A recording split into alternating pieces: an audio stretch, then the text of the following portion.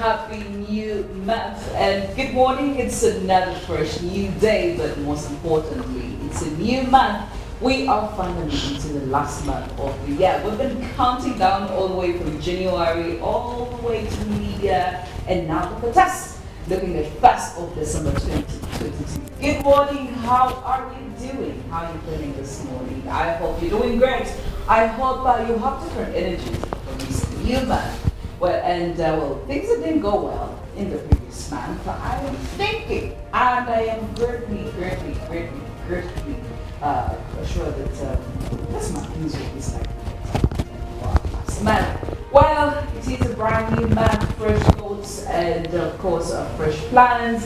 Or maybe fresh conclusive plans, if that makes sense, as we are in the targets of this very month. But also, it's actually the World AIDS Day. Now, this one is quite a very important day when we get to spread more awareness. Every other day we spread the awareness, but today we make it a point to do that. When it comes to AIDS, that has been spread by HIV infection. Now, we know that Uganda as a country has been grappling with this. We have come up with very many ways to make sure we spread awareness, we cut down the numbers, although, I mean, it's a fight that is really putting on quite some great strength, but we will get there. And don't be surprised that today's discussions are going to be surrounded around that. My name is Philomena, Mastiko, and of course it's a full house this morning. I do have Kirabo here with me, I do have Felix, and I do have the beautiful Mollen. Well, Robert, happy new month and good morning. Oh, a lovely morning to you, my sister, the entire team, and of course our viewers. Thank you so much for waking up with us every weekday as we are here to ensure that we give you what you need to know as you kickstart your day. Now, my sister here talked about today being World AIDS Day. And the good thing is, Uganda, we are progressing. I am very happy to hear that on the 90-90-90, that is UNAID policy to end HIV by 2030, which is a few years from now. Uganda is among the top 10 countries in the world that have performed well when it comes to that strategy. So that is something that I'm happy about, though we still have to ensure that we fight new infections. And today being International AIDS Day, I call upon every Ugandan, let the day not end when you don't know your status. Go and have an HIV test, because that is one of the ways we are going to be able to reduce the spread of HIV/AIDS. Go individual, go as a couple, know your status. If you're positive, well, begin on treatment. If you're negative, stay negative.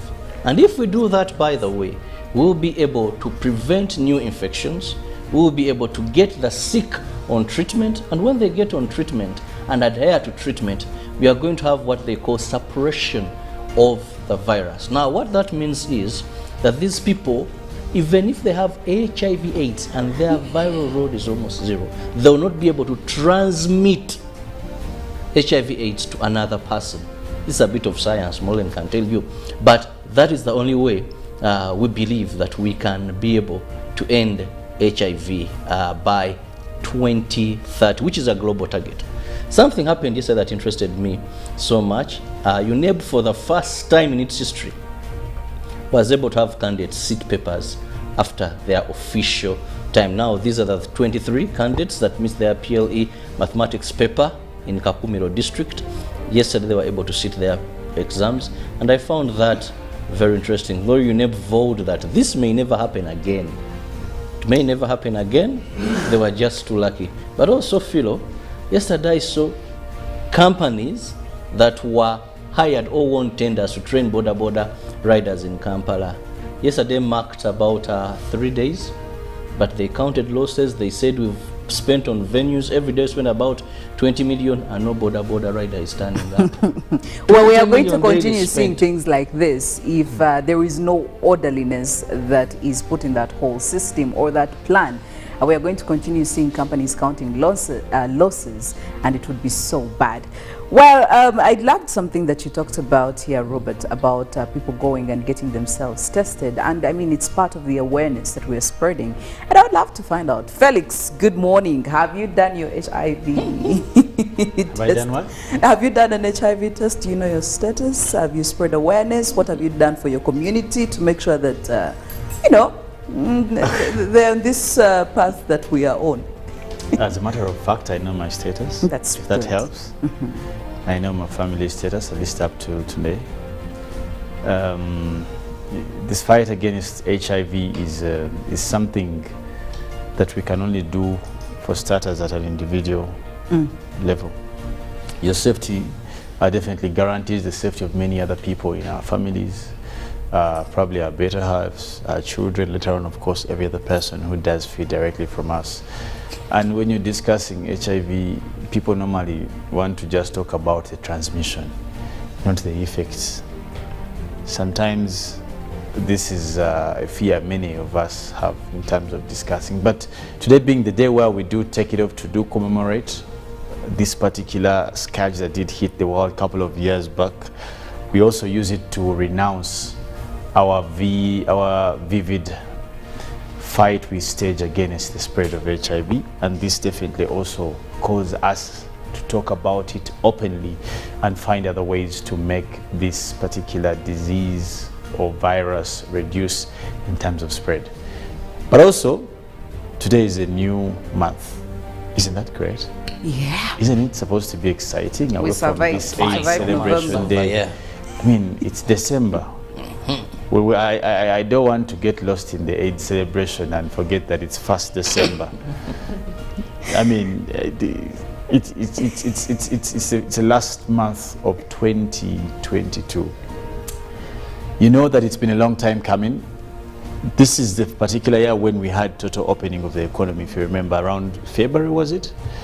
January, 10th January or something. Now, it means that this is the year where we have to take stock on how we have handled the exit of coronavirus. Thereafter, maybe probably the threat that came with the Ebola.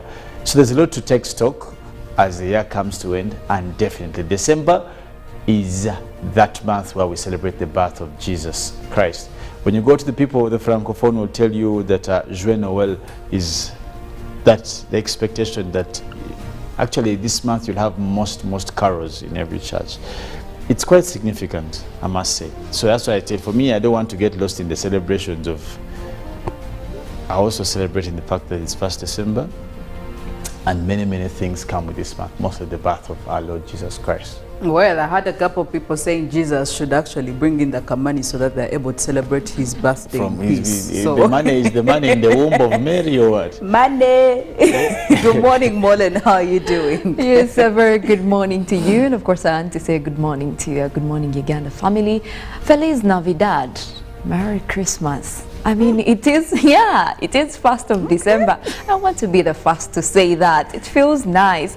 And people should pick up the mood. I mean, it's December. Before you know it, if you move around town, mostly downtown, you start hearing the Christmas carols. And those are mostly like a wake-up call. You're like, oh my God, this guy is just constantly reminding me that Christmas is just here now. And of course, that puts a lot of pressure. But we also have to, you know, celebrate the fact that we're ending the year. I mean, from 2020 actually, we've not had the best years. So whenever you come to December, you're like, okay, finally that is done. So I think that is where the most of the excitement should be. But also, you did talk about the fact that today we're celebrating World AIDS Day. Now, this is something that still needs a lot of awareness out there. And I'm glad organizations like, you know, the World Health Organization, UNAIDS have come up to spread awareness. However, this is something that still goes to an individual. I mean, Robert just talked about it. The science is clear. This is a virus. It is spread through contact. It's not an airborne, meaning that you are aware of the ways HIV spreads. So the moment you're not disciplined on, you know, keeping your own health, you're going to be affected by HIV. But also we have to admit that there are other ways how the virus has been spreading, not to mention issues around communities, inequality, division. You look at, you know, disgrace around human rights, where we see cases of rape. That has also geared towards an increase in HIV cases. Well, it is still global health epidemic, we'd have to recognize that. But at the same time, we need more awareness, especially in communities where you find traditions and cultures that still don't believe in AIDS. They have to sometimes, organizations go for like an open testing, and there are families that would say, no, we don't want to be tested. Or even before someone gets married, maybe these are some of the things that should be done. Make sure you know your partner's health before you go ahead and start a relationship. And you find cultures that are totally against that. So this means that people are not aware very well. That needs a lot of campaigns geared towards awareness. But also for the people that are already living with HIV, it creates an opportunity because now it's an open topic. People are able to go to hospitals and get the health care they need. And I know government of Uganda has put a lot of effort towards making sure that, there is even medicine in public hospitals. That means there is enough access. So people that are, that contract HIV, it's no longer about the stigma around the whole topic because people are aware and the medicine is there, and we have counselors in these public hospitals. Make sure that you're able to go there, make sure that you're able to get the medical attention that you need. And I know we still have an issue when it comes to people coming out to say, I'm HIV positive. That is an inspirational message that could help someone else. So if you're that person that is able to come out, over time we've seen people, even celebrities, who have come out to say, you know what, I'm HIV positive, but I am urging you to do this and that. You could be that person. And, it helps people to know, okay, this is fine. So and so is also living with HIV. I can also do that. So it helps keep people away from that stigma. And I think that is the message that we should be spreading as we celebrate World AIDS Day. Well, we'll be having still more discussions on this specific day, talking about how far we've come, what do we still have to do, while we're still seeing numbers of infections go up, despite the very, very serious fight that government has put up, especially here in Uganda. But for now, we'll go through some of our local stories and some of our international stories to see what's happening on ground here. And Robert, what are we looking at? What's happening here in Uganda? Well, so much is happening in the country, and of course we'll be looking at some of those interesting stories because we make sure we update you about what is happening both locally and internationally every morning for you to be well equipped and know how affairs are moving. And we will begin with President Yoweri Museveni, who has commended microfinance institutions and cooperative societies for promoting socio-economic transformation of Ugandans across the country, saying that there is pretty so much they can do together, and moving the spirit of togetherness is what has connected the microfinance development in this country. The President made the remarks in a speech read for him by the Vice President Jessica Alupo during the opening of the two-day annual conference on microfinance and saving groups at Hotel Africana in Kampala. Museveni noted that NRM government has rolled out a number of interventions to support microfinance and saving groups, which include Bonabagagaware, Emyoga, Parish Development Model, among others, all aimed at enhancing access to finances for all. He emphasized that access to finance is a lifeblood of the economy and development of a nation.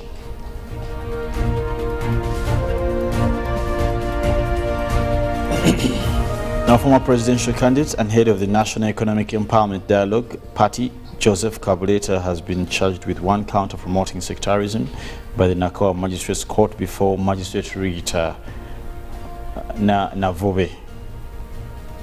Now, this follows arrest by the police after failure to honor police summons issued to him to report to Kampala Metropolitan Police Headquarters on the 3rd November 2022 for an interview. In court, Kabuleta pleaded not guilty to the alleged offences, although he tried to apply for bail through the lawyers. This was all in vain. Rather, he was sent to Kabuleta was remanded up till the 14th of December. And now moving on, ever since government endorsed the Uganda National Policy for Disaster Preparedness and Management way back in 2011, the policy has not yet delivered its intended project and objectives due to the absence of an enabling law and national plan. It's for this reason that government, through the Office of the Prime Minister, is in the final stages of coming up with the legislation.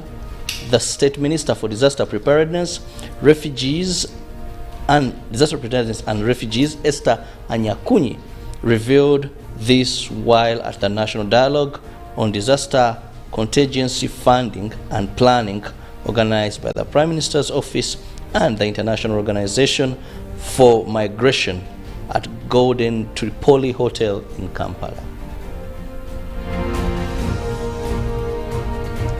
The Uganda government, through the Ministry of Health and Uganda Cancer Institute, is developing a national cancer patrol plan to help reduce cancer incidents and mortality, as well as improve life support and service delivery among cancer patients.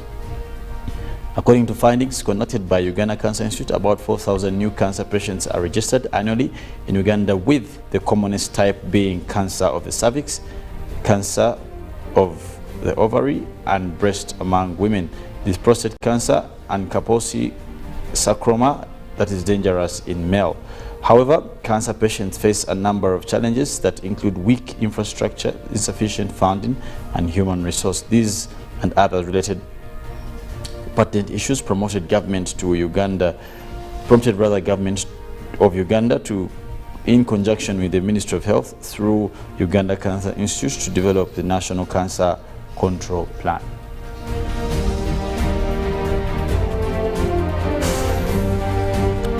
Elsewhere, authorities in the Chinese city of Guangzhou have eased COVID restrictions a day after demonstrators in the southern city clashed with police amid a string of protests against Beijing's strict measures to control the coronavirus pandemic.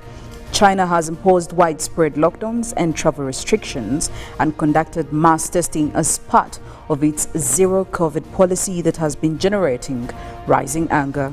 COVID restrictions have been eased in most parts of the world.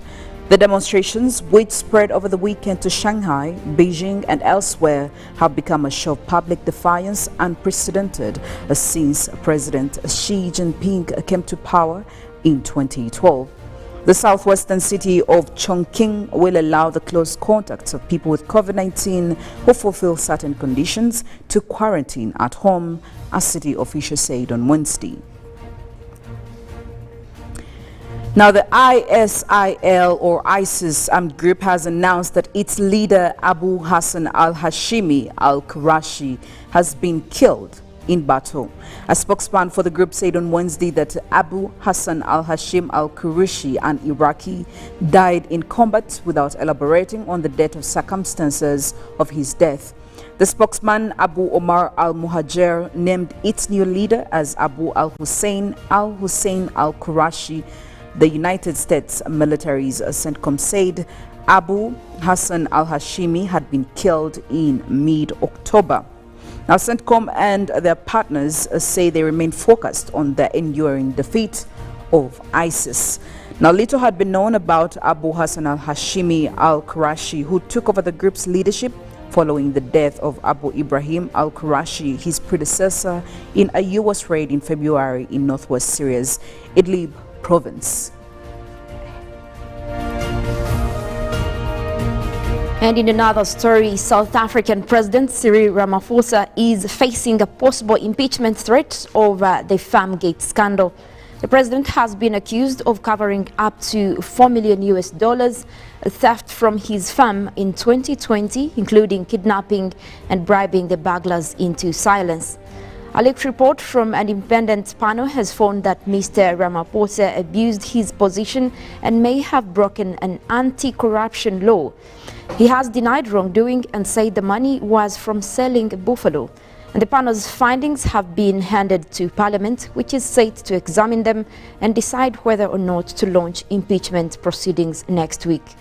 Mr. Ramaphosa is less than a month away from a conference which will decide if he can run for a second term with his party, the African National Congress, in 2024. Now, the incident could be particularly damaging as Mr. Ramaphosa ran for office on an anti-corruption ticket. And in climate news, a global death tax courtesy of fossil fuel giants. Now, in September 2022, an international group of climate scientists published a study showing that the world was close or in some cases have even surpassed key tipping points in climate crisis that would trigger irreversible changes in the world's ecosystem. These include the collapse of the Greenland, West Antarctica ice sheets, tropical coral reefs dying off, that abruptly thawing of the northern permafrost, and the loss of the Barents Sea ice, the melting of mountain glaciers, the dieback of the Amazon rainforest, and changes to the West African monsoon that will impact the Sahel region of Africa. Now, these tipping points launch the world into unknown and unknowable as they engage feedback loops and the consequences of which we cannot accurately predict. Yet these predictions concern the mass suffering and death of tens of millions and maybe more.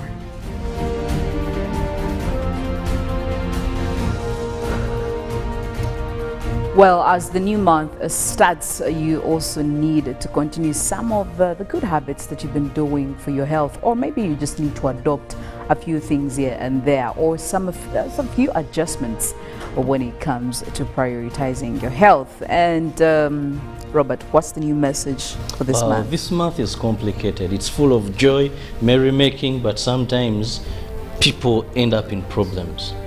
You know, some people are going to break off from work a bit earlier. Some are just jetting into the country. Others are traveling to the village. But what you put in your stomach is what you should mind so much, so that you don't reach Christmas when you're unable to enjoy that turkey because you've been consuming anything that comes your way. So to be safe enough, stick to taking Hallelujah Reflexology products. Hallelujah Ginger Tea, Hallelujah Tamarind, and Hallelujah Banana Fruit Juice. These will boost your immune system. So you're both enjoying the drink, but also your body is benefiting because it can be able to fight off a number of diseases. Don't just make your stomach a dumping thing. It is Christmas time. It is this month. Please, this is my recommendation to you. And in case you're traveling, take a carton, give to a friend, the village men, distribute. They'll never forget you. Good morning, Uganda. We're going in for one of our major throwback songs, and when we get back, we still have a lot to unpack on the newsreel talking about World AIDS Day. We'll be back right after this. Good morning. Live from UBC Studios in Kampala. This is Good Morning Uganda.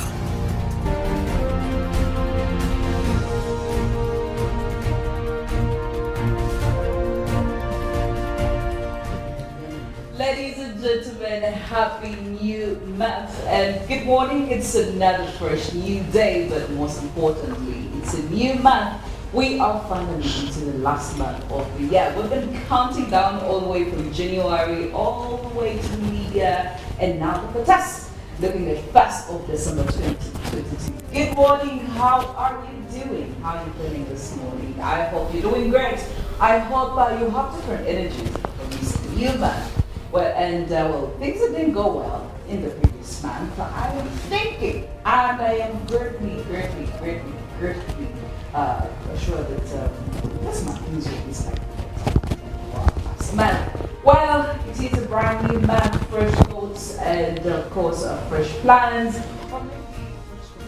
Plans, if that makes sense, as we are in the targets of this very month. But also, it's actually the World AIDS Day. Now, this one is quite very important day when we get to spread more awareness. Every other day we spread the awareness, but today we make it a point to do that. When it comes to AIDS, that has been spread by HIV infection. Now, we know that Uganda as a country has been grappling with this. We have come up with very many ways to make sure we spread awareness, we cut down the numbers, although, I mean, it's a fight that is really putting on quite some great strength, but we will get there. And don't be surprised that today's discussions are going to be surrounded around that. My name is Philomena, Mastiko, and of course it's a full house this morning. I do have Kirabo here with me, I do have Felix, and I do have the beautiful Mollen. Well, Robert, happy new month and good morning.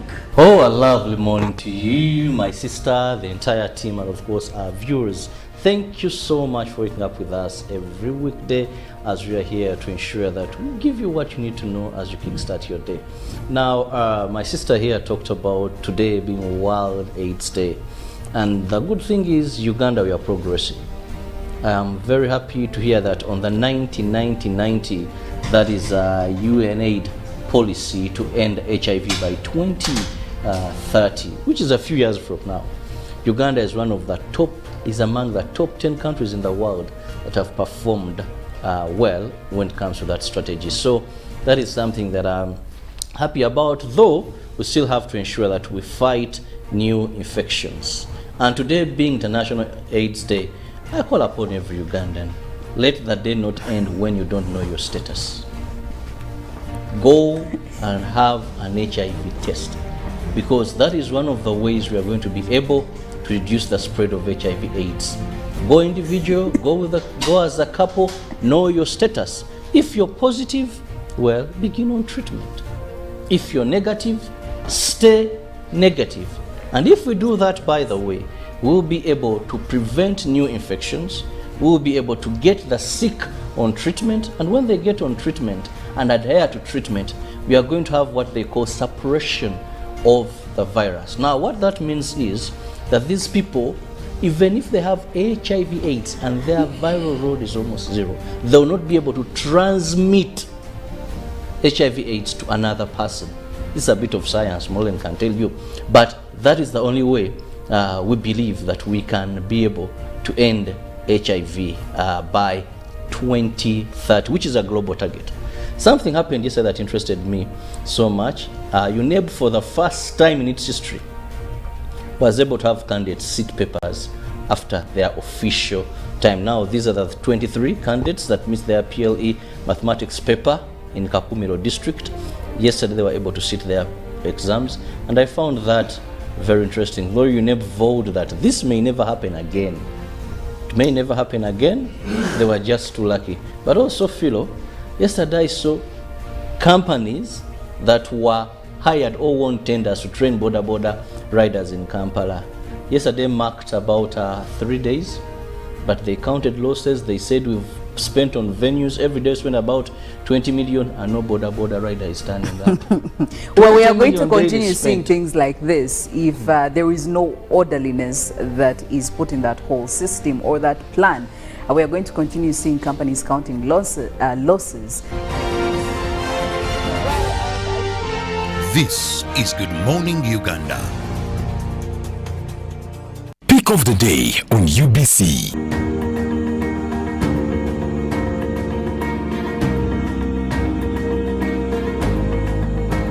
Was brought to you by Simply make a small deposit of 99k and pay the balance mpola. You can pay in daily, weekly or even monthly installments while you enjoy your new phone. So what are you doing today? Visit any MTN shop near you and get the MTN cupboard. That's super easy.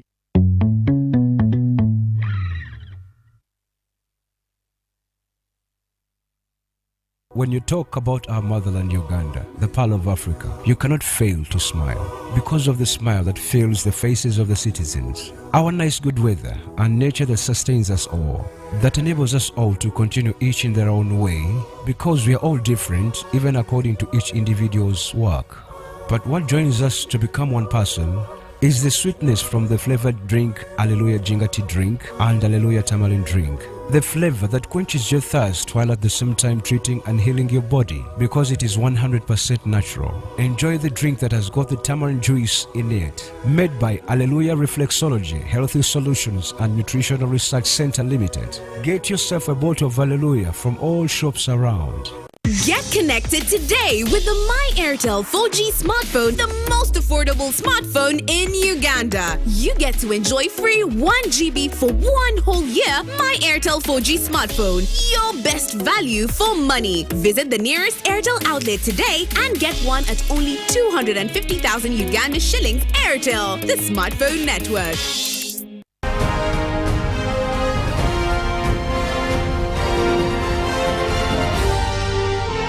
This is Good Morning Uganda.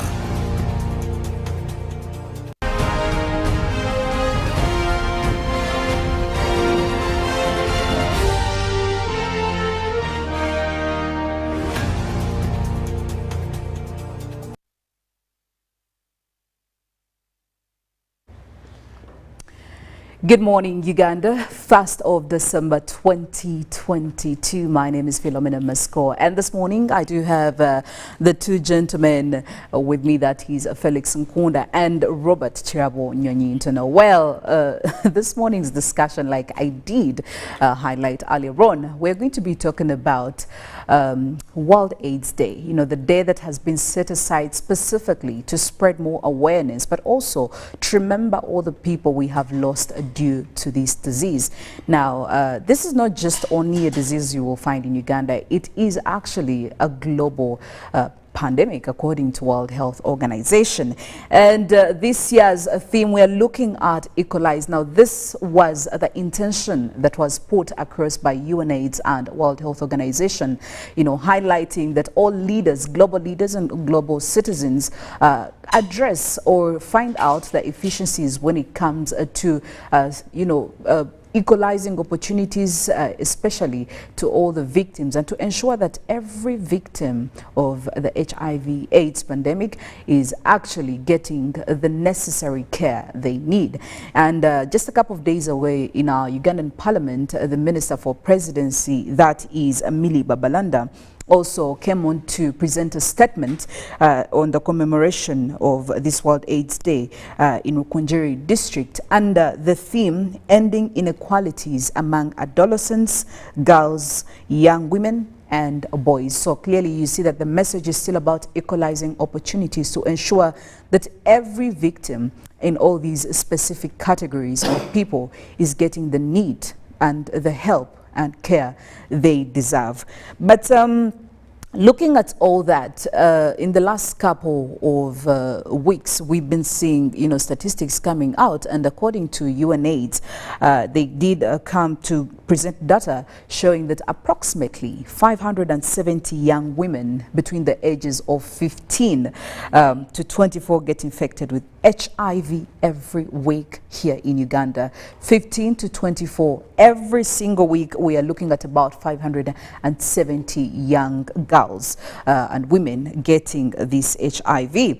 Now, clearly this shows that the plight of Uganda's fight in this struggle is still a little bit shaky, and we'll be looking at that. As much as we have also seen progress, we've seen quite a lot of effort being put in that line, and we'll be discussing that, and also the goal by UNAIDS, making sure that they have eliminated all these infections by 2030 global wise. How are we doing that? Well, these 2 points will be our main, will be directing our main discussions this morning. And I want to really start off with you, Felix, this morning. I know you're really very passionate about issues like this, health issues, especially amongst young people, and it really makes you quite somebody that we can all relate to. But in your own opinion, how would you rate Uganda's fight and struggle on this path? How are we doing, in your opinion? Well, I love the fact that you insist on my opinion. Yeah, it makes it quite easy. No, but if you wanted a on-spot answer, as Uganda, we are doing so good. And this is tentatively related to the vast approaches we have had consistently against the fight against HIV/AIDS. That when you look at when this particular scourge hit this country, way back in the 80s, I know me and you couldn't have been around. But what we read, what we have heard, is that this is one of those that was more lethal than even probably the rebels that were around then. And the reason why, and this I'm trying to justify how far we have come. Yes. That one of the biggest challenges with HIV/AIDS since then has been, or was then, the failure to understand the shape of this virus in terms of how it's avoided, how it is spread, and its dangers.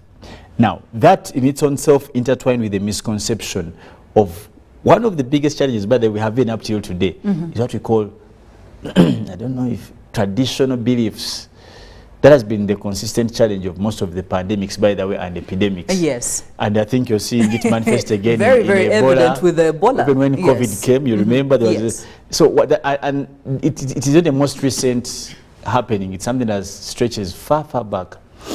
When you read in the books of HIV in particular, AIDS for that matter, one of the hotspot areas was Rakai. By then it was still, under Greater Massacre, if I'm not mistaken, where we had some of these first cases. Now, it spread out and out. I remember I was one time reading out from a report, and they say that the number of people who died from HIV in this region, it's still as fresh as of now in the minds of people in that area. Like one particular story in a place called Kifamba in Rakai, they say they lost close to half the population of that locality because of HIV. But not because it was the cause of HIV, it was because of the absence of the right knowledge. Yes. That you got this thing, the only thing you thought about, Philo is bewitching me. And you know how previous setups were. You find a family that a gentleman has how many concubines, and the woman is also cheating with the other. You see, that is how the section network was really so exactly. Now, that turned out to be one of the major causes of spreading, the section networks and all that. But this all consistently came down with the appreciation of the right knowledge. One of the most global, internationally recognitions for the NRA government was its consistent stance about the fight against HIV. His Excellency the President, and these are some of the things that, by the way, are most memorable. People talk about the liberation, they talk about the rebels and what. But one of the most vivid is his stance and not being shy to acknowledge there was a problem. Because most of the other, by the way, when you go to Congo, they're suffering the same problem. When you go to, I think, Burundi, there's a country that's called Mboga Zaire, something like that. Then, because it was the big, but they failed to acknowledge they had a problem to call in international assistance. Yes. One of the biggest beacons of his leadership, and that will be known even after he leaves, is the fact that he acknowledged there was a problem in Uganda, and he called on to himself assistance. If you remember, at that point, many institutions were formed. At some point, even the first day they took the mantle to be almost a champion of the fight against HIV. Probably her focus was with women, because at then they were the biggest transporters, or the most affected, because we're giving birth to children who had AIDS, all these things. I mean, there were chances, transmitting it. They were very, very open. So that movement, or that period was one of the worst in the world we have ever recorded. If you remember, it even moved campaigns internationally. You remember the late Philomena Bongole, if I'm not mistaken. Was sponsored by, not by the way, Uganda. I'm trying to show how Uganda had to put out its hands to find assistance. And this all is in the wrath of the contribution on how far we have come. You saw songs being made, campaigns. At that point, the country accepted they had a problem, and accepted they were not in position to deal with the problem themselves. They needed to have the right information, medication, doctors. And tell you me, this was not a well-researched virus then. You get the point. Like, if you remember COVID-19, 2019, first year we're hearing Guangzhou. China, and we didn't take it seriously. Sorry, that state was called what? Wuhan something, yes. Wuhan. And first, no one knew. Even the doctors here, maybe someone ate a frog, whatever. Those people eat lots of. But because there was no research, COVID took about a year killing people. Same scenario with HIV. It took about 3, 4, 5 years until these people had to take samples and blah, blah, blah, and make sure they come up with these ARVs and all these things. How far we have moved up till today. Today, if you look at the prevalence rate, it has gone down, 1. 2, the knowledge out there, the campaigns the Uganda government in partnership with very many other players has done Today, the word condom is a daily, it's a household word. But not for purposes of, it's for purposes of sexual intercourse, for that matter. It's a common good. You can walk out out of every 100 toilets in this country, you'll find. You get the point.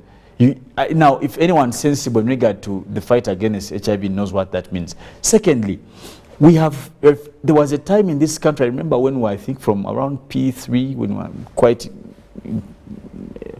open to information, understanding very well, P3 up to around S6, the government of Uganda sponsored the partnership of some other people. They had what we call sex education. But what were they talking about? How to avoid us getting into sexual intercourse at that age, the risks that come with it, among which you must have something called straight talk. Oh yes, there was straight talk and something. Young talk, I think. Yes, exactly. Yes. For primary, then for all these are some of the efforts government has put in place consistently. The third of the same is that the establishment of a full commission to deal with these challenges, to monitor medication, to monitor support. When you go to most of government hospitals, HIV/AIDS is not lost in the very many works of the hospital. They have a full department.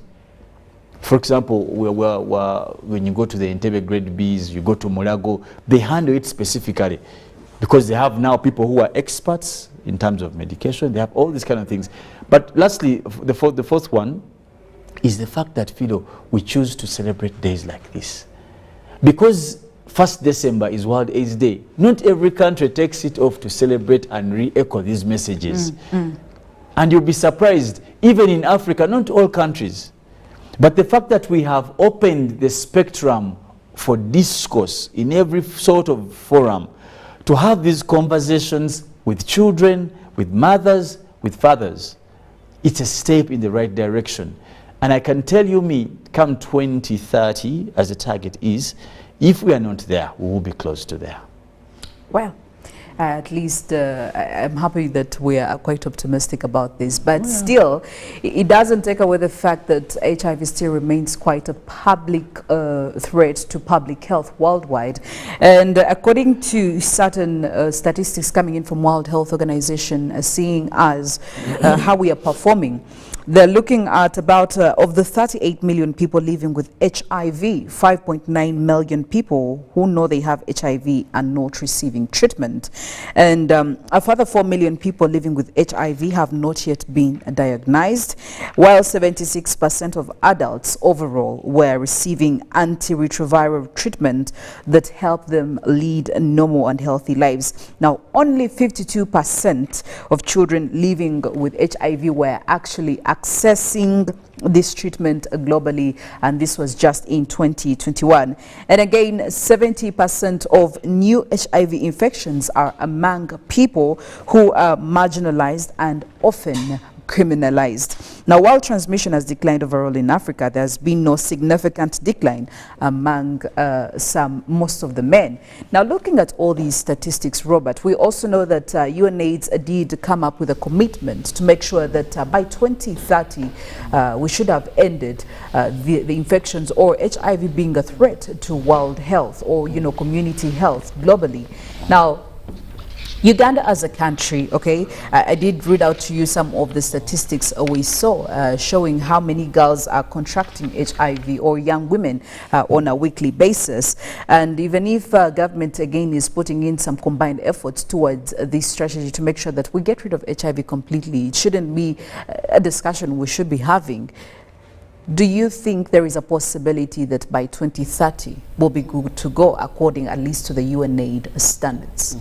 Well, one of the interesting things is that we've made tremendous strides in the fight against HIV/AIDS. Gradually, when Felix talked about the days when we first registered first case, that is at Kasensero landing site, which is currently in Chotela district, where people first thought that some fishermen had crossed to Tanzania and stole goods and they had been cast, and this is why they had this disease.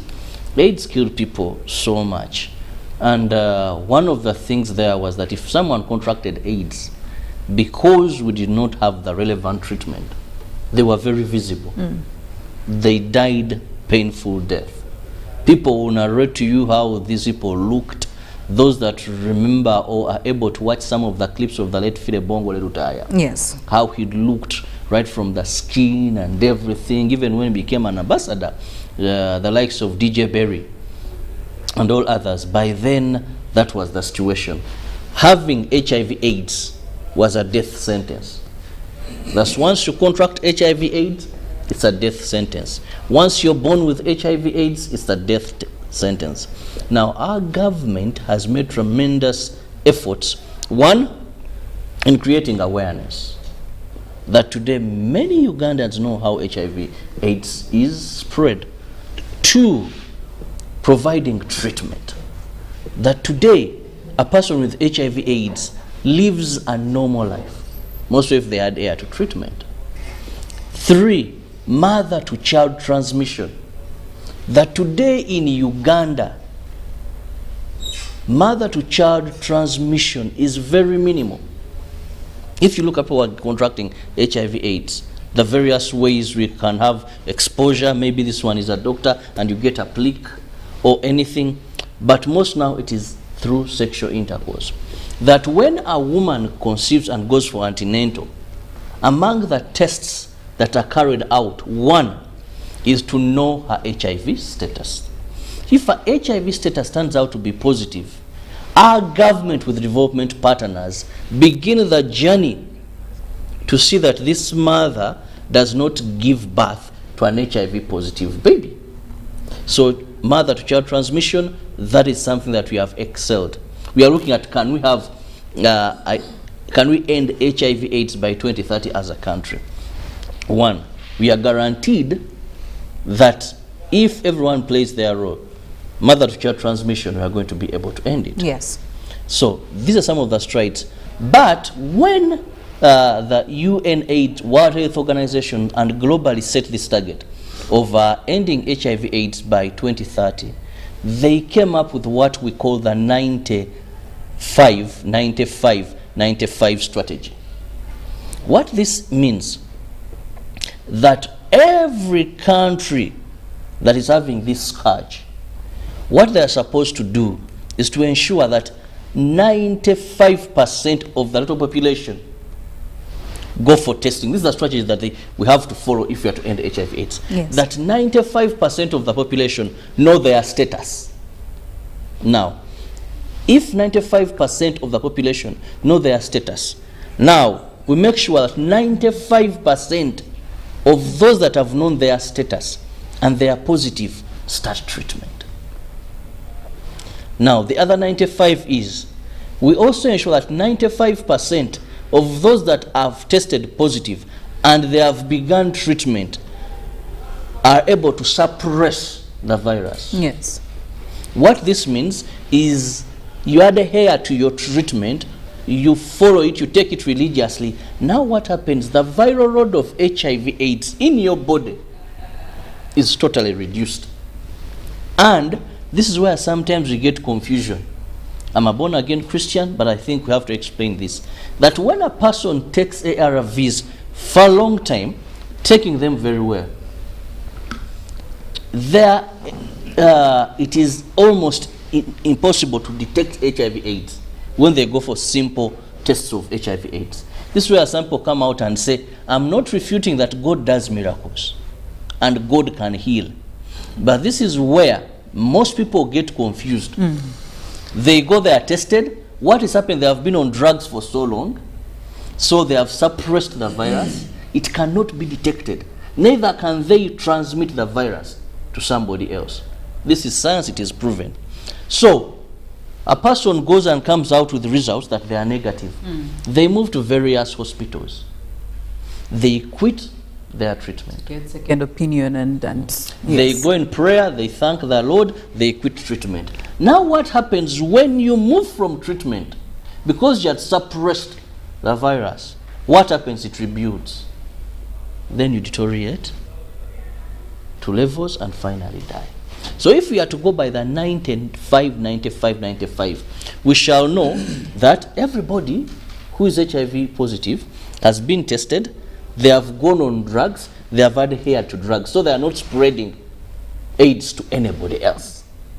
You're sick, yes, you have the virus, but you can't pass it on to anybody. And remember, Philo, most of HIV is spread through sexual intercourse. Yes.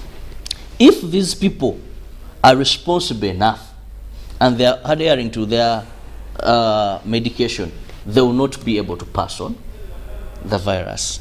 But also remember that people know their status, and the negative people are going to stay negative.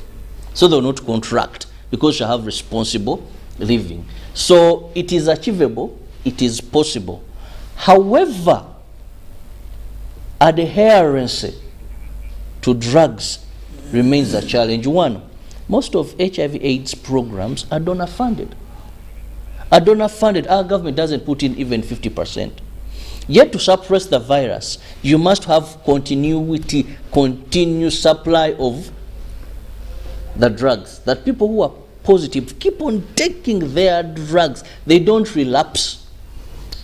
We can ensure we refuel. They have their supplies. How are we going to ensure as a government? That is the challenging point. Then second, stigma.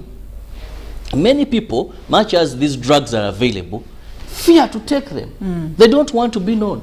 It is very hard to find, for example, a member of parliament picking his drugs in their constituency. A person will be in Kampala and tell you, I have to refuel my stocks, but I have to go to Mbarara. I have to go to a place far. So we need to fight stigma so that people can freely take their drugs. They're not discriminated at all. And finally on this, we also must go back. You know, there's something called failure to manage success. With this successful battle against HIV/AIDS, where as we speak regarding the 95, we have had over 94% of the population test for HIV/AIDS.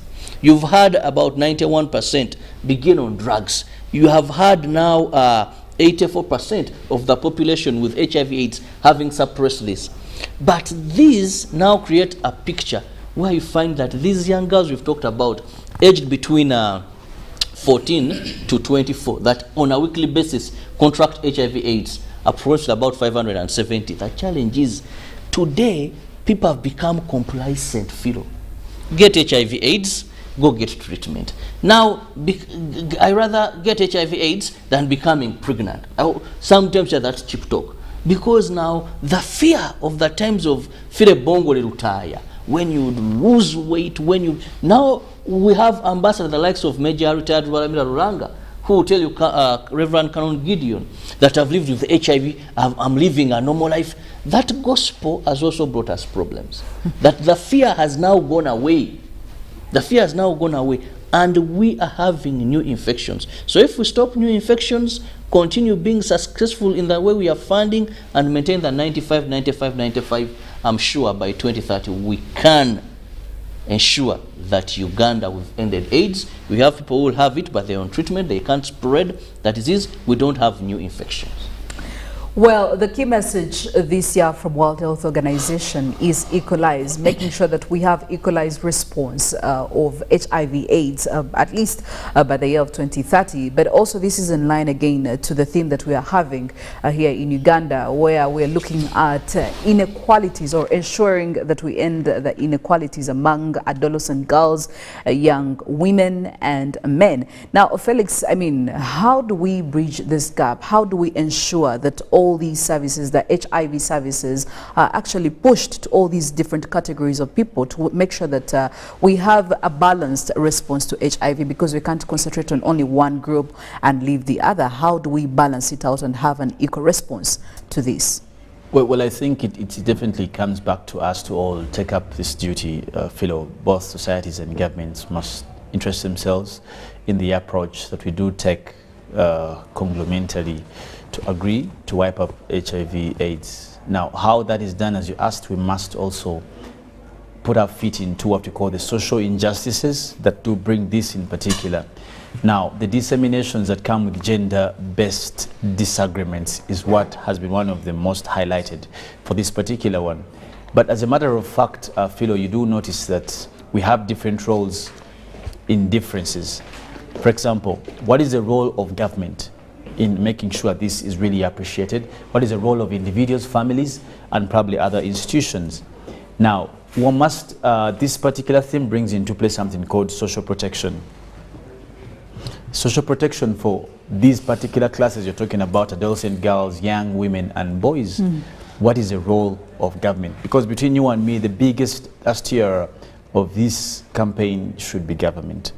For example, when you have cases of defilement, how does the justice system handle them?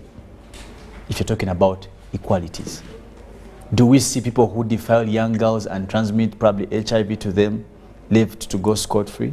In some societies, this has been the cry again and again and again and again, and there are known people who are abusers, and the society knows them. What does the justice system? So we're looking at what is the contribution of the three arms of government. Okay, do we see justice? Because this would be some of the deterrents to make assurance of such inequalities. When you come to funding, what is the role of Parliament in increasing funding for such fights in terms of these particular groups? Do we see Parliament making more allocations to the health sector in terms of such campaigns?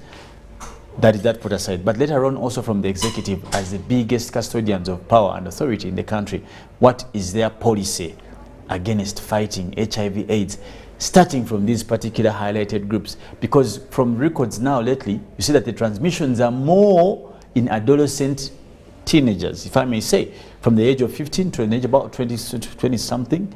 It's where we have the biggest spread. But this spread of HIV/AIDS is not by colleagues. You don't find a 15-year-old transmitting HIV/AIDS to a 15-year-old. You'll be surprised.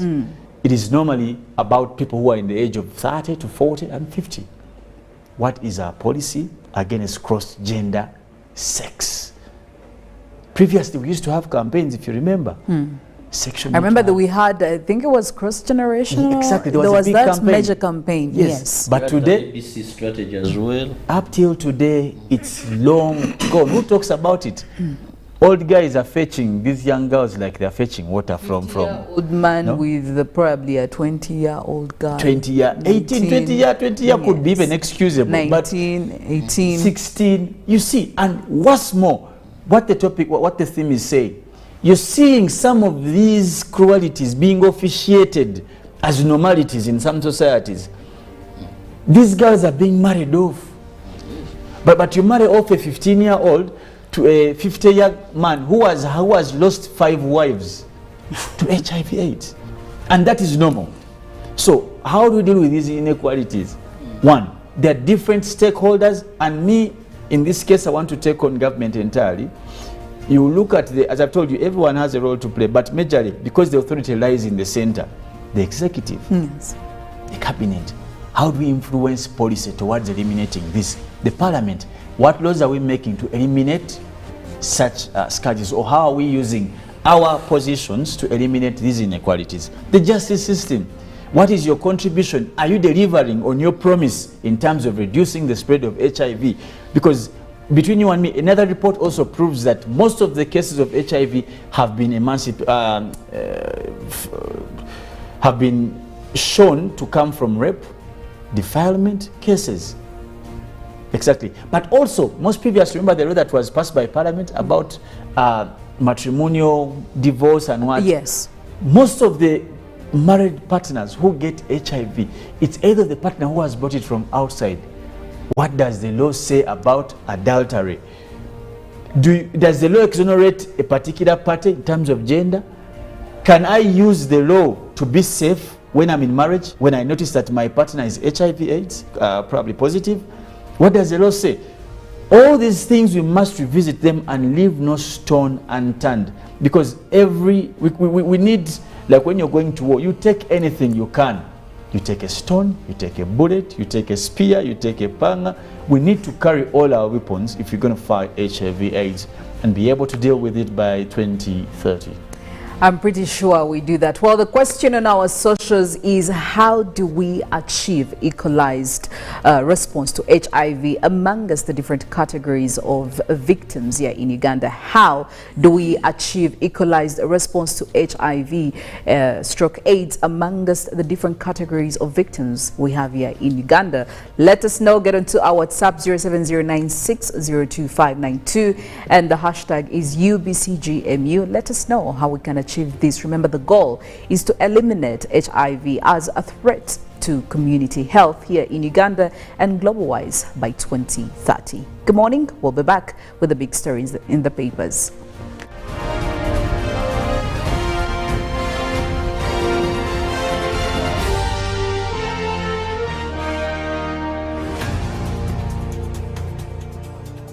Get connected today with the My Airtel 4G smartphone, the most affordable smartphone in Uganda. You get to enjoy free 1 GB for 1 whole year. My Airtel 4G smartphone, your best value for money. Visit the nearest Airtel outlet today and get one at only 250,000 Uganda shillings. Airtel, the smartphone network.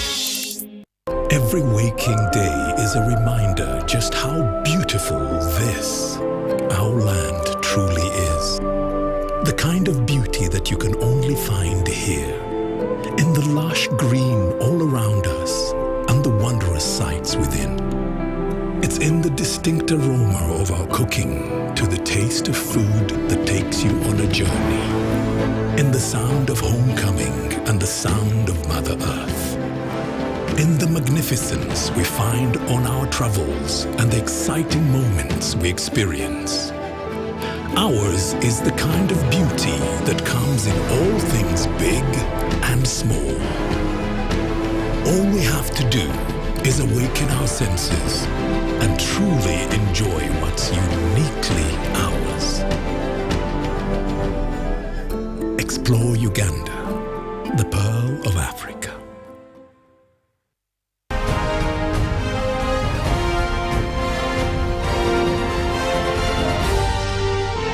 This is Good Morning Uganda.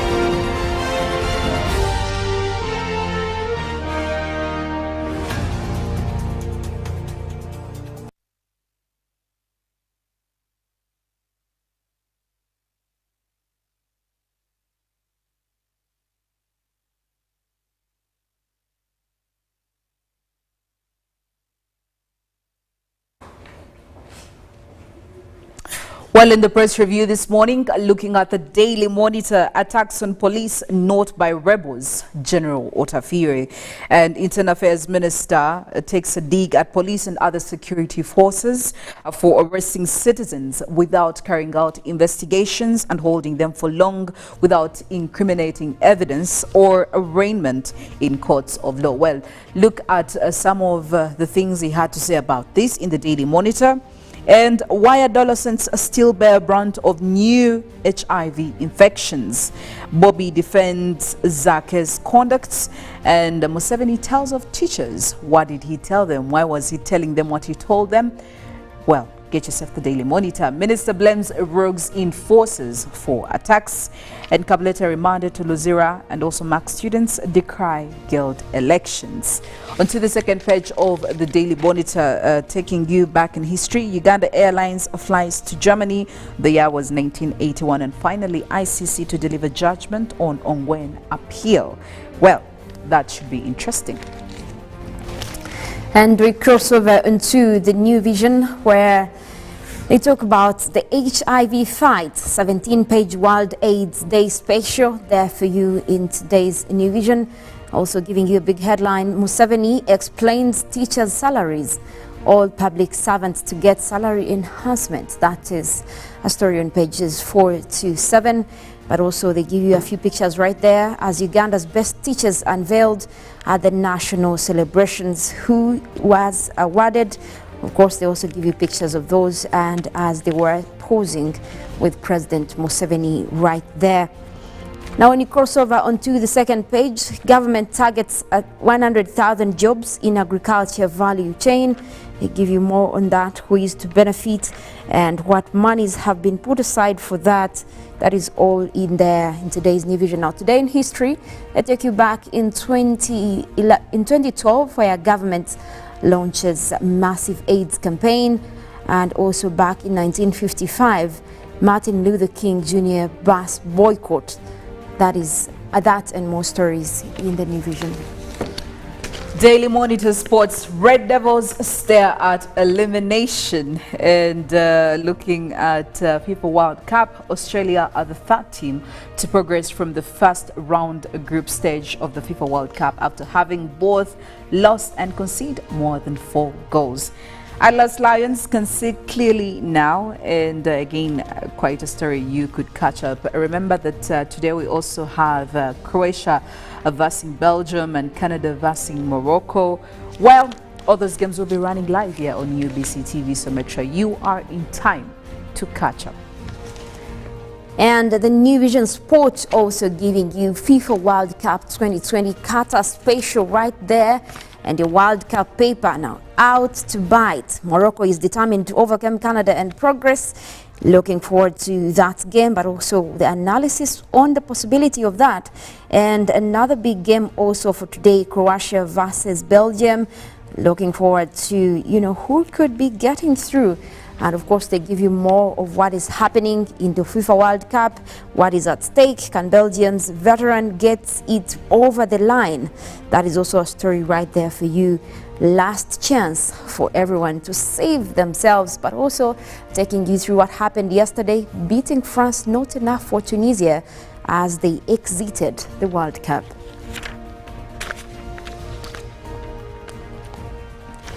Daily Nation. Ruto reads his bickering CS's The Riots Act. Now, cabinet secretaries have been reminded to work as one team. You can call this a memo if you want to. And freedom beckons for Sarah Cohen, Jumwa and Okemo. Now, DPP Haji has applied to withdraw murder cases against the widow of murdered Dutch businessman Tob Cohen and Cabinet Secretary Asha Jumwa.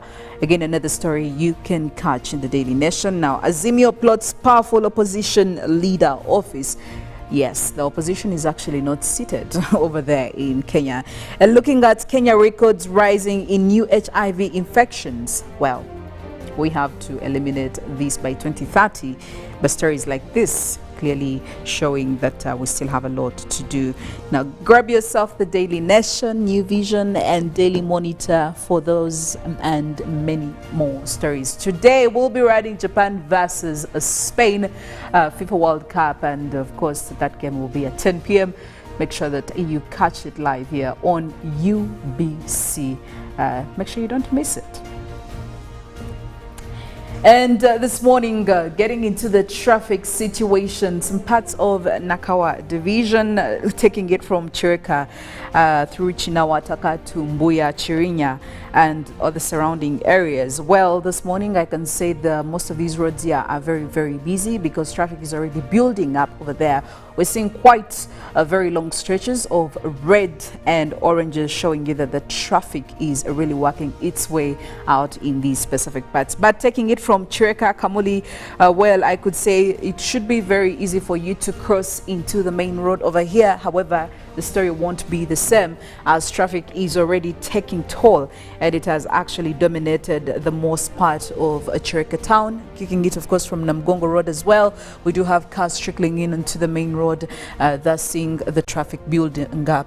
And getting closer on Chireka Road, it's very busy this morning. This orange stretch already showing you that the traffic build-up has already taken leeway. And looking at this part of the road as well, Chireka Road again is very busy, way busier than the previous roads that I did talk about. We're seeing quite very many reds here dominating this road, seeing oranges as well.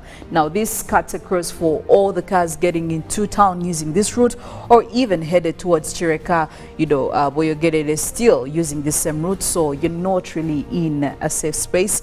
This is going to be quite a very busy time for you, and a busy part of the road as well if you're using it to get wherever you want to. So yes, the traffic continues all the way as you're headed towards Chinawataka. Matter of fact, the farther you go, the heavier the traffic. Clearly, the stretches become longer and longer by the minute. So Chirika Road this morning is going to be quite an inconvenience for very many as I speak. And looking at some areas of Chinawataka as well, getting round to join into Nakawa, it's quite very free after you have surpassed the hiccup behind there, but as you come across this part of Chinawataka Road, it starts to free up, so it shouldn't be quite a problem for you. And looking at some parts of Mbuya this morning as well, quite very busy, still cutting in from Chirika Road. You'll be experiencing again some heavy traffic over here. So parts of Mbuya could be very busy, but other parts could actually be very free for you to use or very free for you to navigate. It shouldn't be very problematic. And still looking at other roads around this area like Robert Mugabe Road, we do have just traffic building up on certain spots like this very one here, but for the most part of it should be very free. Looking at Chua the second road over here, it's again another freeway that you could be using. Now this is a road you could use to actually join in onto Newport Bay Road. Newport Bay Road, on the other hand, has traffic building up on several spots, as clearly shown by these orange dots on several parts. We do have one here, we do have another long orange stretch here showing that the traffic is already starting to make way. So yes, make sure that you could use it as early as you can, because I'm pretty sure that by the minutes, or as the minutes go by, the traffic will have built up, seeing as very many road users will be gathering in there to get to their final destinations. As you continue all the way here to Newport Bay Road, traffic starts building up. We do have quite a number of reds here, or red stretches, showing that the traffic in this specific area is already built up. So make sure that if you can jump it, do it. Use all the roads that you can.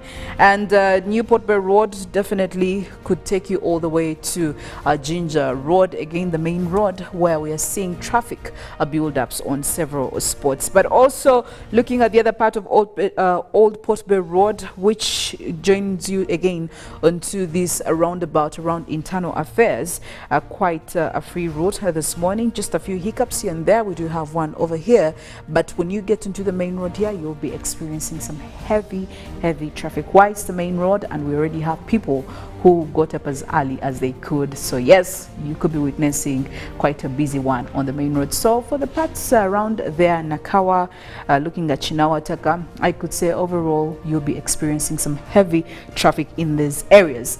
And that's it from the traffic updates this morning, and we move on to weather and climate. Mollen, what do we have?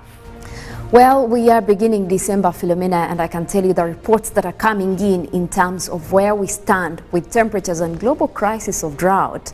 It is not looking good. Now, already the analysis that has been done by the World Meteorological Organization are showing that 2022 is warmer than any other year on record, that is before 2015. So 2022 is already pairing with 2021 as some of the warmest years on record. And of course, what we're seeing is not good, related to the fact that this is also within the climate crisis. Now, what is warming the planet is the general concern, because we have addressed, stop doing this, stop doing that, rather do this. And it seems like we're not listening. But every time we get into the next year, we see more of these happening, a rise in temperatures and global concern, drought crisis. It poses a challenge whether us as humans, whether we really care about this planet as much as we say we do. Well, again, I do believe that this sometimes has to go down to individual interests and individual efforts. We can't just leave these to our governments, our institutions. It comes from how the attachment you have, you as a person, to the environment. Do you feel like you're doing something, you're adding something to it, or you're taking away something from it? Well, I will leave Mollen to spread that gospel to you. Well, leave me, and I have to leave you as well. Have a beautiful Thursday, a very productive month. Now that we are starting a new one, I want us to start on a fresh, new, clean slate. I am very optimistic like that. It should be better than the previous month. I am Philomena. Have a very beautiful morning and a productive day ahead. Well, we also look at the fact that over the years, one of the things that have been threatened due to the climate crisis is the Amazon. We do know that the Amazon is the biggest rainforest that does help with the climate crisis across the world, and of course looking at one of those forests that have taken down emissions, especially of carbon dioxide. Now, at this rate, we do know that it has been threatened, and that has been due to human activities. But the Brazilian president is stepping up to say that he will take on the mantle on behalf of the world, but also Brazil being the home of the Amazon, to make sure that he is able to put in place agreements and models to transition into making sure that he saves the Amazon. Well, that is an aerial view of parts of the forest within the Amazon bordering the Nava area of Brazil, and of course towards the Mato Grosso state, where there has been believed to be a reduction in forest cover within the Amazon. Now, President Luiz Salva is putting together a transition team that has already been holding meetings into making sure that they discuss a new pact to stop deforestation in the Savannah area, but also modeling an agreement for the Amazon according to what was also set in the Paris Agreement towards forest cover, but also the recent COP27. Now, he does talk about the fact that he has taken it upon himself. We did see him also making, commitments at COP27, the recent one in Egypt, talking about how Brazil is joining the rest of the world to making sure that we do something about this climate crisis. Now, his words are being transformed into action when he actually talks about putting this into law. There's going to be restrictions on the Amazon for all the activity that has been related to that. That is something that he also talks about, and at the same time putting together a team that will be looking forward into saving the Amazon. This is a very big step. Obviously, we've also seen scientific reports coming up to say that once we lose the Amazon, we could be putting back emissions of carbon dioxide into the atmosphere, but also as a global sink or something that takes away most of these emissions, we would be putting the world at risk. But seeing that the president is coming up to actually make this kind of commitment, that is something that we have been looking forward to. Now, another thing that the world should be looking forward to is transitioning into renewable energy. But how far have governments gone into making sure this happens? Now, eyes on the UK as they look at the new Prime Minister, calling him to also lift a ban on wind energy farms that were created in the UK. Now, the ban was set up by his predecessors. They're talking about Prime Minister Rishi Sunak. And of course, climate activists are now signing a petition as of yesterday that is supposed to petition the Prime Minister, the UK Prime Minister Rishi Sunak, to lift a ban on the wind farms across the UK. Now, this is also interestingly enough, as the scientists put up this petition, also Prime Ministers Boris Johnson and of course Rees are also actually joining that campaign, saying that, well, it is only fair that right now the UK gets to lift that ban on the wind farms so that they can actually be looking at more of investment into wind energy across the UK. Now, that is a very interesting one. Well, Louise also was in office for just a few days. She didn't do anything about this, but also coming in from Boris Johnson, who was there as they were putting this ban, is interesting enough, because now that he's out of office, he's saying, okay, let the Prime Minister do it. I am no longer in office, but I will be on your side. He did say that towards the climate activists were coming up, but also it seems like the right thing to do now. The only thing that is left is to see whether Rishi Sunak will actually be lifting the ban, because there are more than 6 farms that were actually put down, and the reasons were not known even up to now, because scientists are saying there is no harm to the waters if we still set up these wind farms. And at a time, the UK was actually looking into the energy transition. This is the right thing to do. But we also know that Rishi Sunak, ever since he took office, there has been a lot of push for him to be involved in the fight against climate change. So we are here to see what he has to do. Also following the fact that at first he said he wouldn't be joining COP, but after a lot of pressure from the citizens of the UK and a lot of climate scientists, he then changed his statement and said, okay, I will be at COP27, and he did go to COP27. But now we know that that also puts him in a situation where people think he's not committed into this climate action. Now, this is one thing that the UK is looking at to see whether his commitment after turning back his statement is vivid. That is something that they're also looking forward to. But among all that, there is a global worry. Yesterday, the World Meteorological Organization did issue a report about the persistent drought crisis across the world, but also the flooding that is being looked at. And of course, also that has put the world record of 2022 being among the hottest years on record. Now, the forecast has been put across with more of the reports that are coming in from the scientists, saying that according to the anomalies that have been looked at, you look at also an ensemble forecast that has come out with a collaboration of Beijing. You look at Exeter, Malibu, Montreal, Mexico, and Moscow, Tokyo, Toulouse, and Washington. Now, this is a report that was issued out yesterday, forecasting more of the drought crisis. Now, that is just an analysis map, and of course showing some of the areas that have been highlighted to continue with the drought.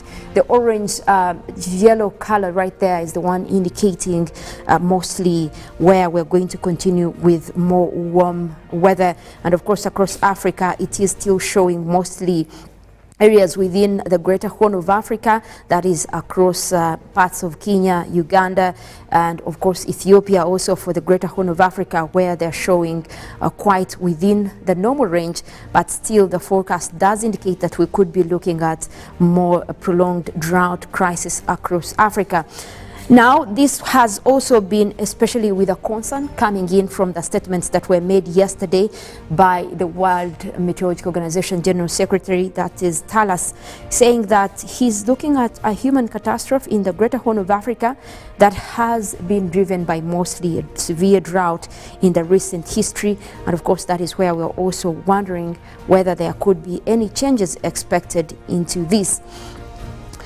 Now, this has also been looked at as a La Nina event, of course, with expected persistence in prolonging drought and flood conditions across the world.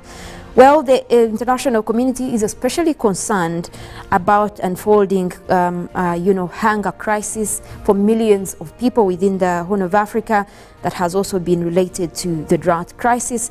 And of course, now they are warning for a 5th consecutive season of drought as we start December. Now, also, we do know that we have had failed rainy seasons across East Africa in general. But the forecast that is coming in right now from the World Meteorological Organization is indicating that these La Nina conditions could actually be increasing. Now, the probability of the ENSO neutral is estimated to be about 25%. Now, when we talk about the ENSO neutral, you look at an area where it is not going into the drought crisis, not into the flood crisis. That is the neutral ground right there. But that is also at 25%. That means there is a small likelihood. But there is a chance of transition to ENSO neutral conditions in February to March. That is where we do expect it to be about 55%. That is when we do expect some rains to come through as we begin 2023. And of course, that increasing to 70% according to this forecast, that will be during March to May. That is also when we start our first major rainy season across East Africa, Uganda inclusive. So the forecast does indicate a 70% chance that we could have rains, but we also have to remember that we've had a 4 failed seasons, even with this prediction at 70%. So that is where the concern is.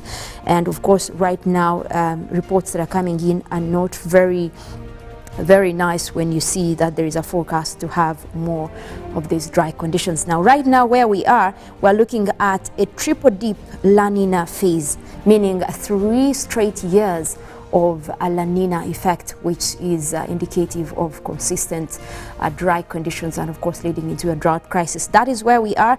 That will last till the end of winter or summer in the southern hemisphere. And of course it will continue to affect precipitation and temperature, and of course increase on the drought crisis, but also the flooding crisis in other parts of the world. This is the first time that we're seeing this kind of forecast or this kind of events, 3 straight years of drought since 1950. that is also pre-industrial level. So what we're looking at right now is something that is very worrying. And of course, scientists are also saying, also according to the WMO report, that this has been fueled by the climate change crisis. And of course, that is where we still ask governments to come up with climate action. Away from that, we also want to take a look at what is happening across the country for today. We'll be going in for the forecast coming in from Uganda National Meteorological Authority.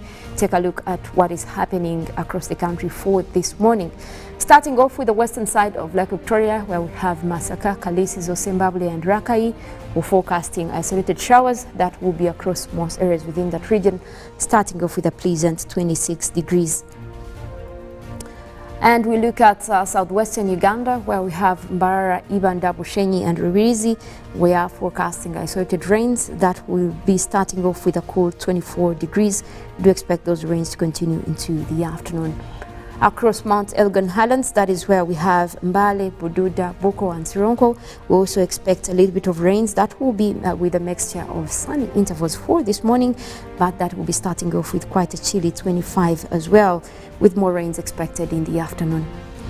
Now the eastern side of Lake Victoria, that is where we have Tororo, Busia, Iganga and Jinja. We're forecasting isolated showers that will be across several places and also starting off with a warm 27 degrees. We look at the eastern side of Uganda, where we have Soroti, Katakuya, Muria and Kumi. We are forecasting a mix of clouds and sunshine, quite a sunny morning even as we speak right now, and it will get quite warm at 28 degrees centigrade. We could be looking at 30 by afternoon as those conditions are expected to persist.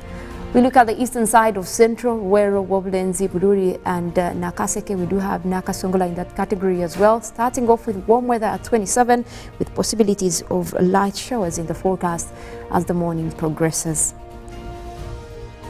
We look at the central part of northern Uganda, where we have Kitgum, Gulu, Adjumani and Padel. We're forecasting isolated showers that will be starting off with quite a warm 28 degrees centigrade.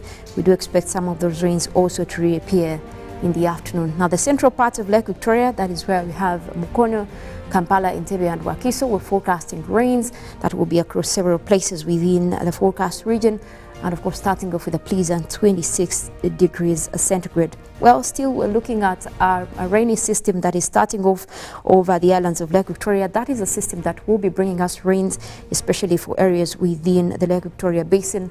We're talking about one that is also developing across Midwestern Uganda, Masi and Hoima. As we speak, you do see some of those spills of rainy conditions in your area. That is the same condition also across northwestern parts of the country that will be bringing in rains also for the central part of northern Uganda. Well, that is it in terms of weather updates for this morning. We do have Good Morning Uganda agenda that is coming up. Later than that, Ruben will also be here to take you through sports, after which we'll be going in for Good Morning Uganda Extra. My name is Mollen, Kenyena. I want to wish you a wonderful day.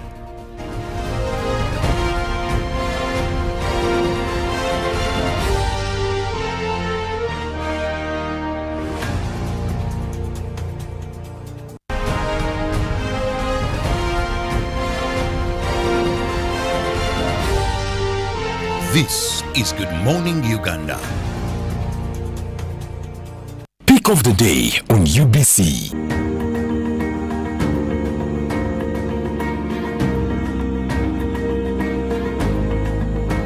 Was brought to you by Simply make a small deposit of 99k and pay the balance mpola. You can pay in daily, weekly or even monthly installments while you enjoy your new phone. So what are you doing today? Visit any MTN shop near you and get the MTN cupboard. That's super easy.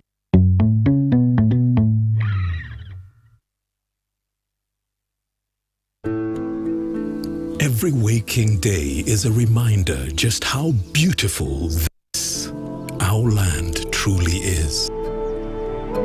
The kind of beauty that you can only find here. In the lush green all around us and the wondrous sights within. It's what you feel in the gentle caress of tropical wind from the mountaintops. And the glow in your heart from a warm neighborly invite.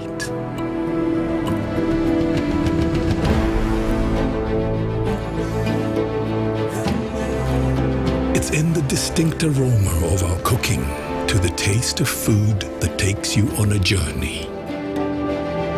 In the sound of homecoming and the sound of Mother Earth. In the magnificence we find on our travels and the exciting moments we experience. Ours is the kind of beauty that comes in all things big and small. All we have to do is awaken our senses and truly enjoy what's uniquely ours.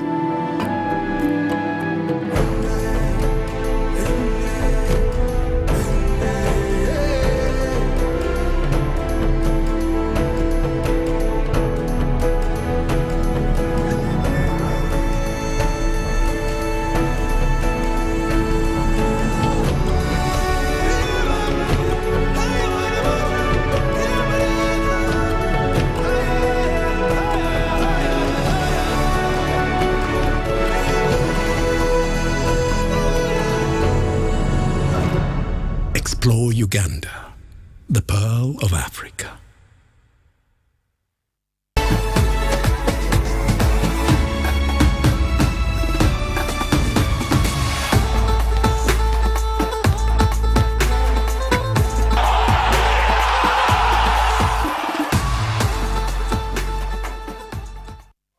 The FIFA World Cup Qatar 2022.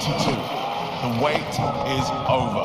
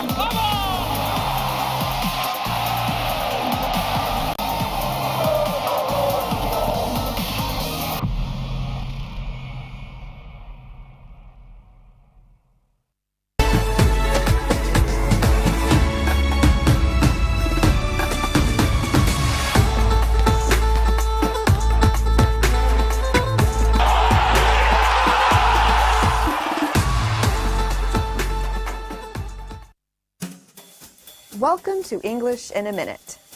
This expression seems like it could have some depth to it. Let's hear what Anna and Jonathan have to say about this expression. So, you remember how Chuck really wanted to be part of our bowling team?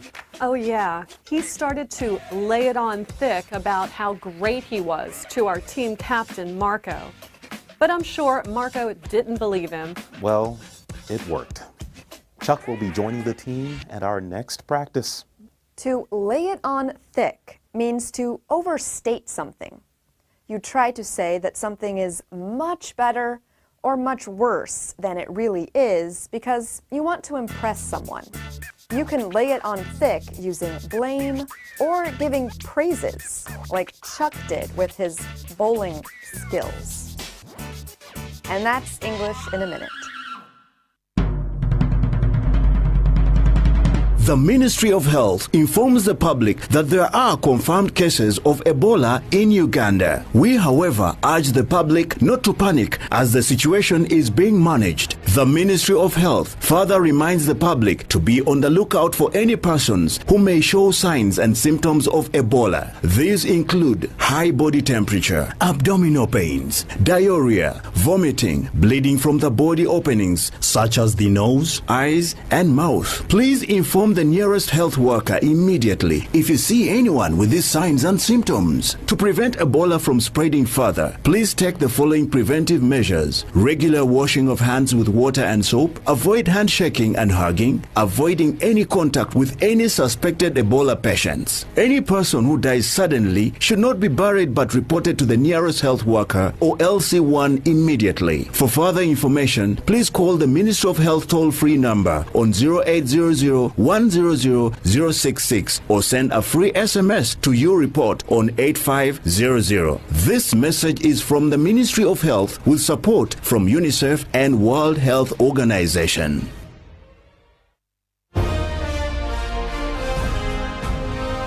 Live from Now Avenue in UBC Studios, this is Good Morning Uganda.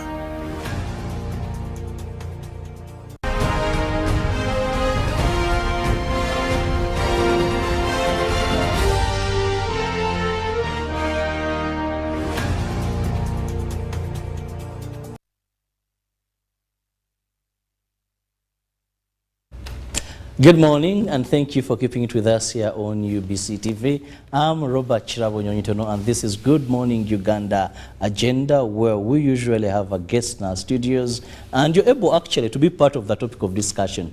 That is one very good thing with this morning show, that you just go on our social media platforms. Most we have a WhatsApp number that will be coming up on your screen.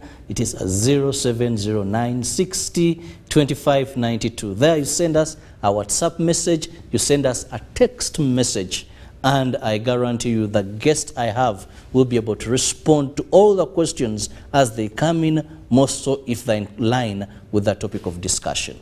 This morning we want to be looking at security, and of course when you talk about security, in the last 2 to 3 months, there has been so much going on. One of the issues happening has been people who have been targeting security installations, both police and military, and trying to get weapons. Sometimes they have shot, killed, sometimes shot and injured. We remember what happened in Luwero, attempts that happened here in Kampala. Recently we saw 2 were put out of action and a gun recovered. So there's been so much happening, and some are saying, is there a rebel group? What is happening? Are we safe? Due to that, we also saw police merging, removing some police posts in certain areas. So there's been that fear, and of course people are worried what is happening, what is going on, if it's a rebel group, if it's not a rebel group.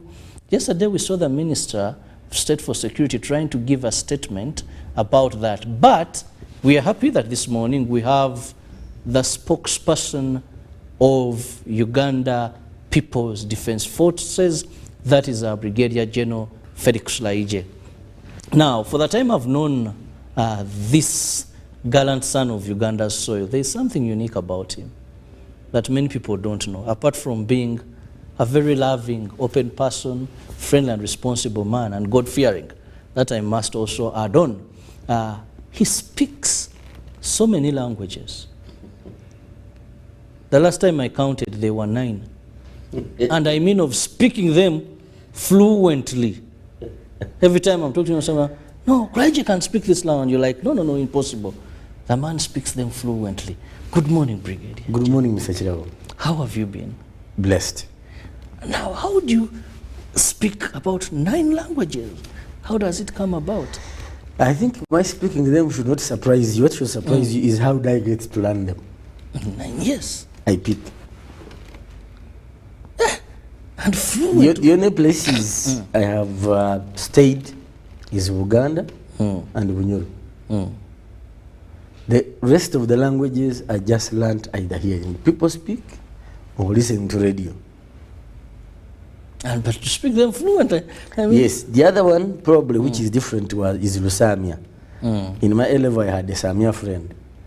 And the Samia, like many small communities, are closed. So all the Samias in the hostel would gather where Masiga was. May he so rest in peace. So because they were speaking Lusamia, I learned it from them. You must be quick to learn languages. I am. Happy to have you. Thank you, Mr. General. Now, to begin with... but beyond this program, how are your dogs doing? My dogs are doing fine, because actually. we share interest in that area. My late father loved dogs. And because I saw how they manned his security, during Christmas time or Easter, most people lost their animals. We never lost any, thanks to the dogs. Actually, one of the things that brings us together with Brigadier General is dog breeding, something Yes. he's very passionate about. And I must say, I'm also very passionate about. Now, let's begin by painting the picture of Uganda to Ugandans. What is happening? Let me just ask that question. What is happening in the country right now? When you hear these were ambushed, this police post you find is cordoned off that tried to attack, then you hear that at least we had a military installation where and now people are kind of scared, worried. I will start with the laughter. Why? First of all, the country is safe and secure. What is happening today is a growing criminality. Now, criminality increases in two circumstances. Circumstance number one, when there is rapid growth in the economy, those who have, they will get more. Those who don't have will even lose what they have because of the cutthroat competition in the economy. Now, those who lose out in the businesses, in the petty trade, some may go desperate and resort to stealing. Now, since, like the English say, that since the hunters have learned to shoot without missing, the birds have learned to fly without patching. Since people have increased their security apparatus, now the thieves or the criminals raise stakes. Previously, they would come with the pangas. Now they know people have security guards, they know police has been almost in every village. People have put perimeter walls, so they acquire guns. And we did attempt to collect guns in the wrong hands. With the disarmament in Karamoja, with the security improving in Somalia, with the stability which had come into Ethiopia, the gun corridor had got broken. So where do you go next? Those who hold guns. Hence the attack on guards at petrol stations, attack on isolated police posts, or individuals who are walking alone. That's the whole essence. And therefore, that's why, for us as UPDF, we are saying we must make the appetite for guns die. So you go for a gun, you go to your creator. People are trying to say that is being brutal, that is unlawful. Extrajudicial. That's extrajudicial. But you have come for my gun. What do I do? And remember, because you are coming for a gun, you come killing. Definitely. Hey. And my training is I must kill the enemy before he kills me. That's the training I received. So, just had to remind our soldiers, what are you supposed to do? Uwa adui kabla hajanuua. Kill the enemy before he kills me. That's what it is. So, but that's the explanation why you see more guns being taken. The other explanation, factor number 3, besides the economy growing and going poor, is attitude to work, generally in the public service. When you take work as routine, Kirabo, I've known you for very many years. I have not seen you relaxed about your job. Now, the young people of today, once something is every day, it's routine. For instance, the Gaddafi case. This is a guard post on the road. This is Amba Court, this is the fence, the road which goes to Chimaka. So I'm guarding at a road.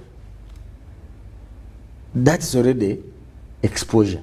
But 2, you have even allowed maize to be grown on your fence, and therefore obstructing the guard post. 3, that very day, these two, the sergeant who was killed and his colleague who actually collaborated with those who came for the guns, had been briefed by the commandant of the garrison himself. There are people after your guns. Be careful. Oh. Yes. So this was total negligence by the sergeant. Because he was the guard commander. Now, you go to the guard post, and then you allow your subordinate to cross over to buy a drink, so he claimed. Now, if this is a guard post, you, my colleague, cannot go in front of me. What if an attack has come? Do I shoot you and him? What do I do? You are supposed to pass behind. Now, this one crossed in front of the guard post and went allegedly to buy a drink. Now, because of the maze, these guys came and hid in the maze. So, barely 1 minute, this guy leaves his guard post, they attack. And the attack, you know that they fired, they came physically and exploited mistake number 4. The sergeant remained in the Uniport. So this is a human error. You are on guard. The Uniport is for you to rest when your colleague is guarding. Now, 8:50 p.m., you are inside the Uniport. Your colleague has gotten out. Are you actually on guard, or you have come to rest? You've come to rest. Exactly. So what we suffered in Jinja was total individual negligence of the sergeant. Unfortunately, he lost his life in the process. Now, General, help us understand. Do we have a rebel group, or these are just criminals? These are just criminals. It's not an organized rebel group that is looking for guns. No, it's not. And Mr. Kirabo, allow me to tell Ugandans, in 20 years, the first 20 years of NRM government, we put down 29 rebel groups. What does that mean to you, viewer? We have the experience, we have what it takes to deal with such elements. And so if anybody thought he can try a rebel group in Uganda today, please, you want power, come and compete politically. But using the gun, forget it. So this is criminality. And the reasons I've given them to you. By the way, there are people who are growing rich in this country. Very true. And therefore, there are those who are targeting their money. And they know to reach the rich people, you need to have extra ability to break their security. But there is something else which we communicators have made as a mistake. The use of the word attack. I think we have been very generous with it. Because I was briefed on Sunday. Nakulabi was not an attack. What was it? Of course, having seen these experiences elsewhere, there was a policeman undercover. So he sees a suspicious person walking around the police. And he let off a salvo. And the man fled. So he was alert to forestall maybe a reconnaissance. But there was no attack on the station.